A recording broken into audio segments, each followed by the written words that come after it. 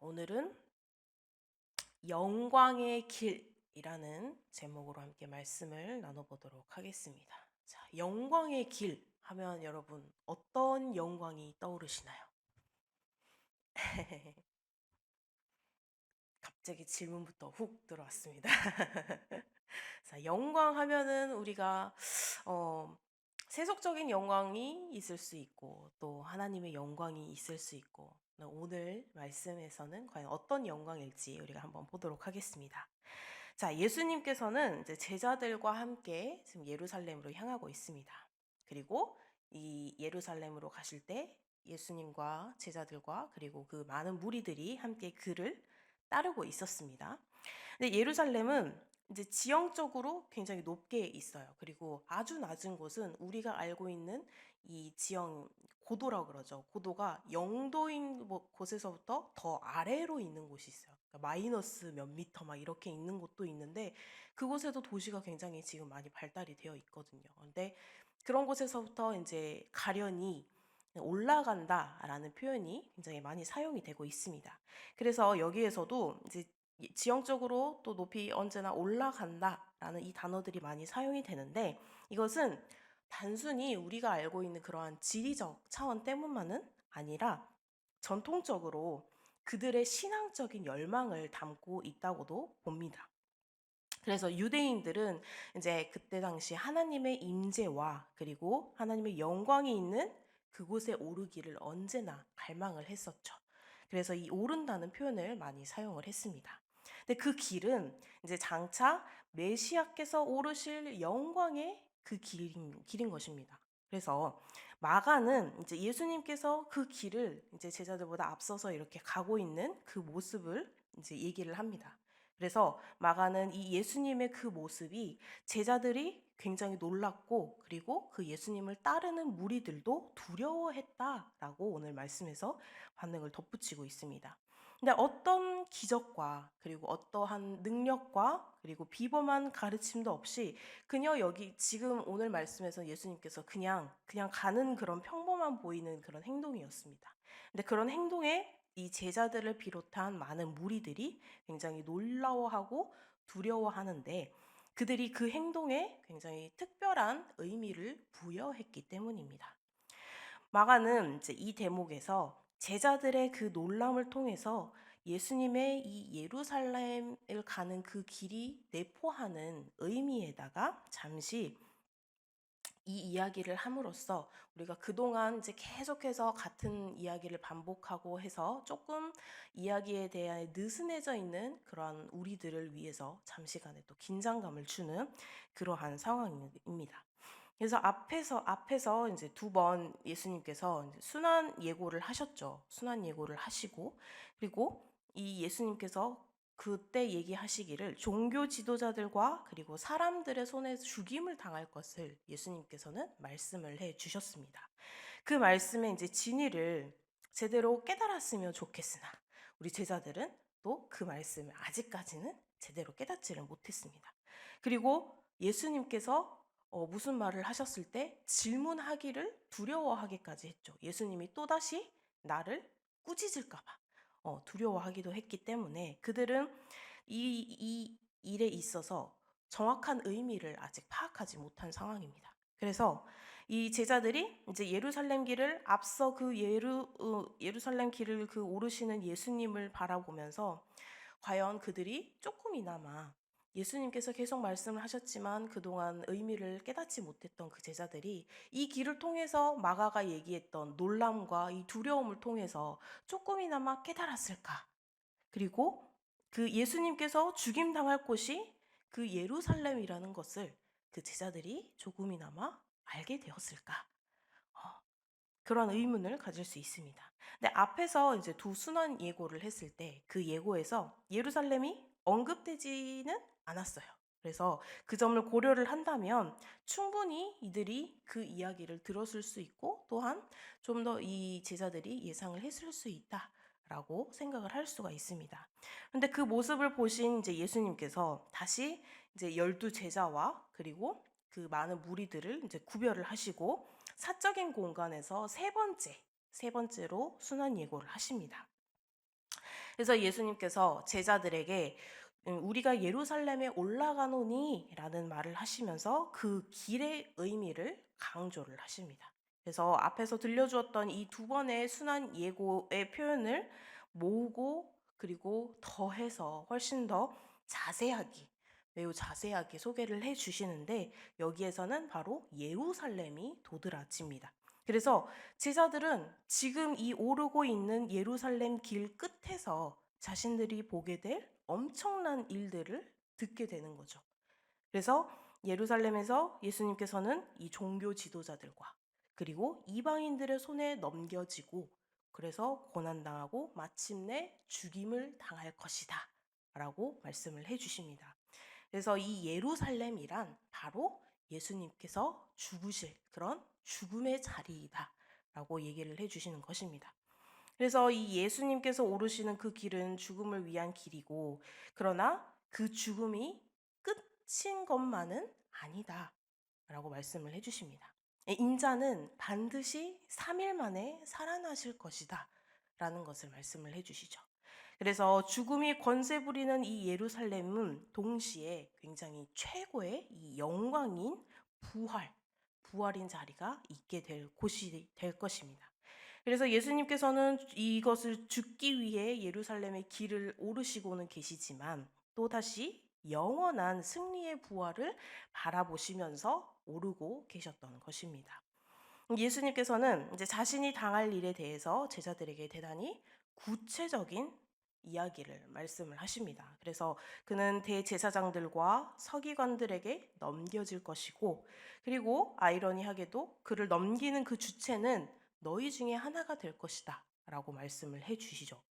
한 제자로부터 예수님을 넘겨받은 그들 이방인들, 그러니까 총독, 군인들, 그들이 다시 또한 넘겨줄 것이고, 그들에게 넘겨줄 것이고, 그리고 그들은 온갖 능욕과 그리고 멸시, 핍박을 가하면서 결국에는 예수님을 죽일 것이다 라고 예수님께서 지금 제자들을 따로 불러서 이야기를 하고 계십니다. 그러나 3일 후에 반전이 일어날 것입니다. 그렇죠? 우리가 알고 있는 죽은 예수님께서 3일 만에 다시 부활하실 것이다 라는 것. 그래서 이 모든 이야기들은 바로 하나님이 계획하신 것이며 조금의 오차도 없이 이루어질 것이다 라는 것을 예수님께서 말씀을 해주고 계십니다. 그래서 이 세 번째 순환 메시지가 갖는 이 분위기에서 한참 예수님께서 이제 이야기를 하고 계셔요. 그렇죠?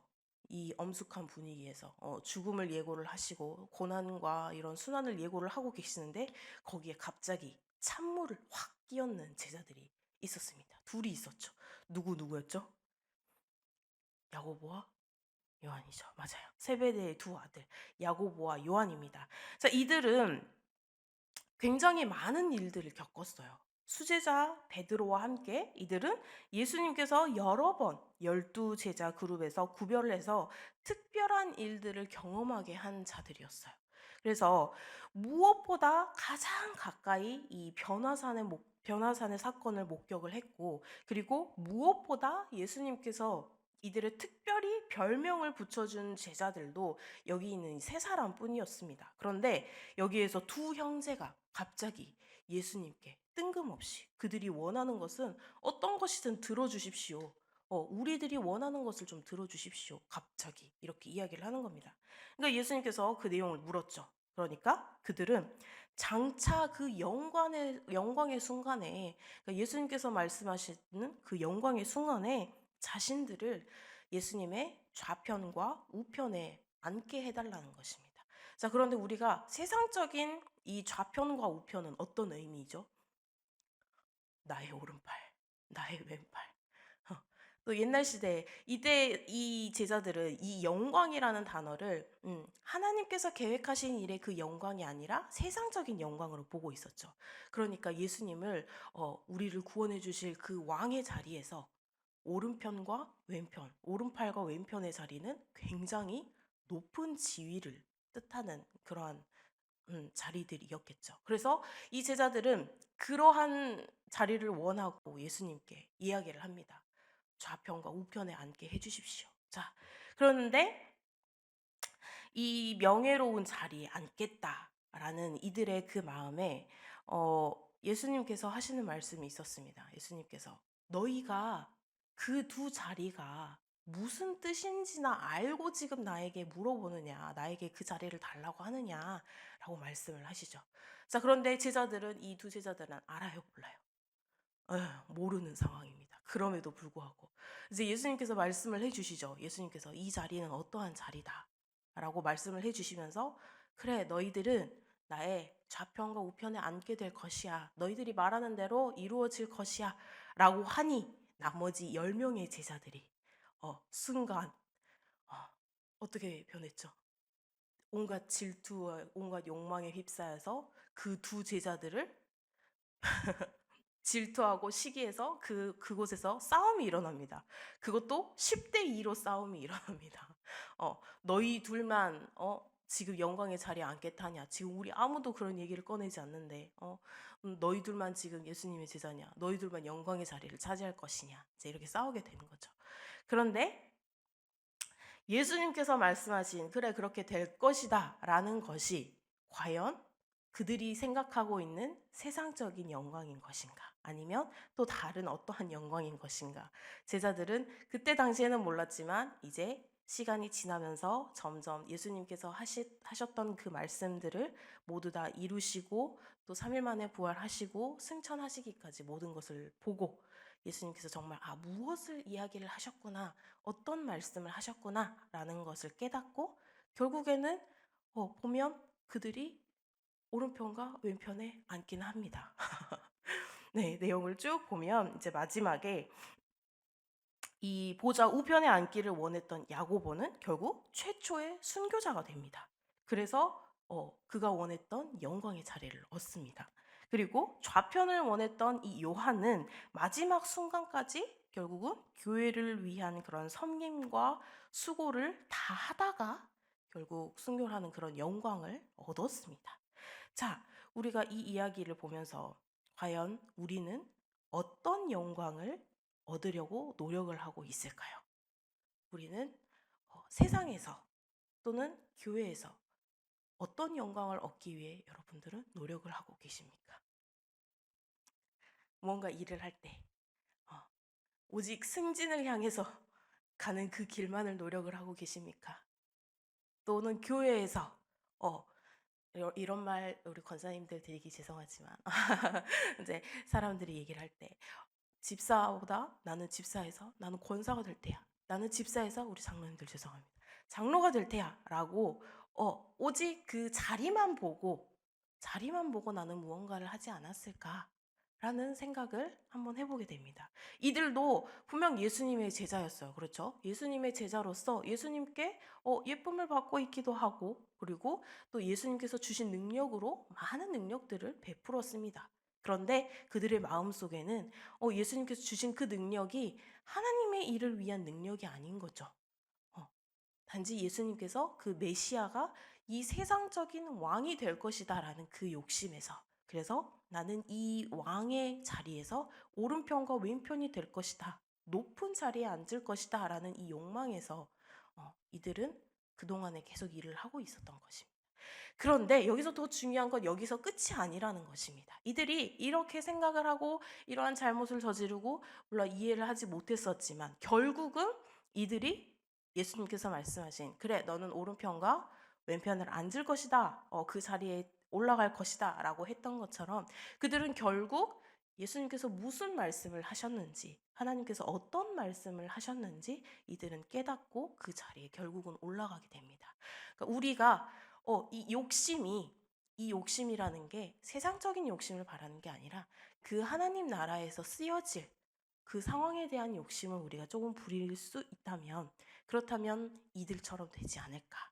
그래서 이들이 말하는 그 영광의 자리가 세상의 영광이 아니라 정말 하나님의 자리를 올려드리는 하나님의 영광을 보여드리는 그러한 자리로 우리는 갈 수 있지 않을까. 그러므로 우리는 하나님께서 기뻐하시는 정말 하나님의 자녀로서 우리는 이 세상의 삶을 살아갈 수 있지 않을까. 그래서 이 영광의 길이 정말로 우리가 생각했을 때 세상의 길이 아니라 하나님의 길이 그러한 상황을 우리는 생각을 해봐야 될 것입니다. 그래서 나는 어떠한 삶으로 영광스럽게 되기를 원하는가? 우리가 이제 큐티 나눔 방에서 십자가 만들기를 이제 계획을 해서 이제 가게 되죠. 근데 거기에서 만드는 이 십자가가 그곳에서 끝이 아니라 정말로 나의 십자가는 무엇일까? 그래서 하나님께서 나에게 주신 그 사명은 무엇일까? 또 나에게 주신 그 달란트는 무엇일까? 라는 고민을 해보고 기도를 해보면서 우리가 조금 더 하나님의 영광을 드높이는 그러한 자리에 한 발자국 한 발자국 더 나아가는, 그래서 하나님의 영광을 올려드리는, 하나님의 기쁨을 얻는 그런 우리 귀한 연립회대교회 성도님들이 되시기를 주님의 이름으로 축복합니다. 기도하시겠습니다. 사랑의 하나님 감사합니다. 우리가 오직 하나님의 영광을 올리기 위해 하나님 이 자리에 나와 있는지 우리는 다시 한번 우리에게 묻고 하나님께 묻고 기도하게 됩니다. 하나님, 우리의 이 마음들을 주님 어여쁘게 보셔서 정말 그 자리에 함께 할 수 있는, 영광의 자리에 오른편과 왼편에 앉을 수 있는 그런 우리들이 될 수 있도록 주님 우리의 삶을 인도하여 주시옵소서. 그 가운데서 많은 어려움이 있고 많은 힘듦이 있는 줄 압니다. 주님, 그 어려움 가운데서도 그 힘듦 가운데에서도 오직 주님만을 붙잡고 주님께서 우리를 구원해 주셨다는 그 사실만을 믿고 주님께서 우리를 사랑하신다는 그 사실만을 믿고 주님 그 믿음 안에서 위로를 얻고 평안을 얻고 감사를 얻고 기쁨을 얻어서 주님을 온전히 찬양할 수 있는, 주님께 온전히 영광을 드릴 수 있는 그런 우리들이 될 수 있도록, 우리들의 삶이 될 수 있도록, 또한 우리의 가족과 이웃이 될 수 있도록 주님 우리를 인도하여 주시옵소서. 오늘 하루도 주님께 온전히 맡겨드려니 주님 우리의 삶을 주관하여 주시옵소서. 거룩하신 예수님의 이름으로 기도드립니다. 아멘.